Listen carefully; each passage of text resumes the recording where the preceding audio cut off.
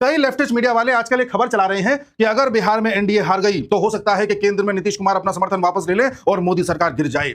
ऐसे लोगों को यह पता ही नहीं है कि हाल फिलहाल में उपराष्ट्रपति के चुनाव हुए हैं, उसमें कितना बड़ा खेला हो गया है। अपोजिशन भी नहीं समझ पा रहा है कि हुआ तो हुआ क्या।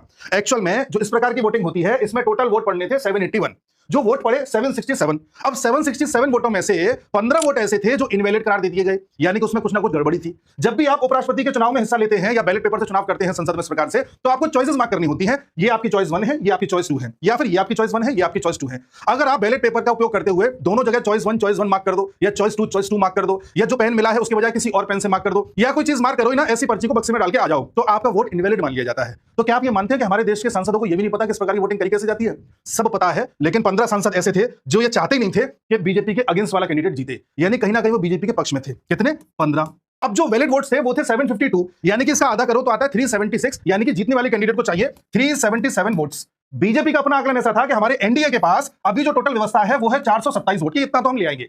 लेकिन एनडीए के कैंडिडेट को सपोर्ट करने आ गई वाईएसआर कांग्रेस, जिसने कहा कि हमारे भाई 11 सांसद हैं, वो भी आपके कैंडिडेट के पक्ष में वोट डालेंगे, यानी कि एनडीए के कैंडिडेट को मिलने हैं 438 वोट। लेकिन अंत में जब वोट पड़े और उनकी गिनती की गई तो वो पड़े 452, जिसके बाद हमारे सीपी राधाकृष्णन जी वाइस प्रेसिडेंट बन गए। अब बीजेपी को यह पता था 438 तक की व्यवस्था है, लेकिन ये अतिरिक्त 14 कहां से आ गए? यानी कि अपोजिशन के 14 एमपीज ने एनडीए के कैंडिडेट के पक्ष में वोट कर दिया और किसी को पता भी नहीं किसने किया, क्या किया। यह माना जा रहा है एक दो छोटी छोटी पार्टीज ने भी अपने अपने सांसदों से राधाकृष्णन जी के पक्ष में वोट करवाया, लेकिन अगर टोटल व्यवस्था देखी जाए तो 15 वोट ऐसे थे जो इनवैलिड हो गए, 11 वाईएसआर कांग्रेस के हो गए, 14 ऐसे थे जो कहां से आकर किसको वोट दे गए पता ही नहीं चला। अर्थात टोटल आता है 40, यानी कि 40 सांसद ऐसे थे जिन्होंने या तो बीजेपी के कैंडिडेट के पक्ष में वोट किया या फिर अपना वोट इनवैलिड करा करके एनडीए का साथ दिया।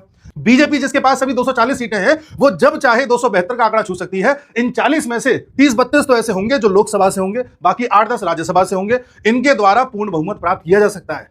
इस बीच एक खबर आ रही थी टीवी पर कि साहब सपा के एक सांसद हैं, उनका नाम है राजीव राय। जिस दिन वाइस प्रेसिडेंट की वोटिंग होनी थी उससे 2 दिन पहले राजीव राय जी के पास एक फोन गया और फोन पर उनको बधाई दी गई कि आपका जन्मदिन है, हम आपको बधाई दे रहे हैं। बस इतनी ही बात हुई। बाद में पता चला वो जो फोन गया था वो एक व्यक्ति का गया था जिनका नाम है ये।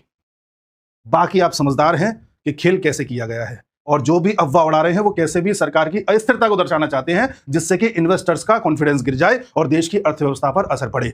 और सरकार ये अलग अलग तरीके से सिद्ध कर दे रही है कि जो अभी बहुमत है सो तो है, जिस दिन हमने चाह लिया बहुमत कहीं का कहीं पहुंच जाएगा।